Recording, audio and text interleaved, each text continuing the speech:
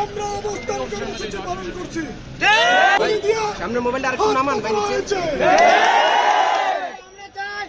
আর একটি গুলি যদি চলে বাংলাদেশের মানুষ এর থেকেও কঠোর। আমরা চলে গেলাম। আজকে কুমিল্লাতে যে হত্যাকাণ্ড চালিয়েছে আমাদের কিন্তু সব খবর দেয় না।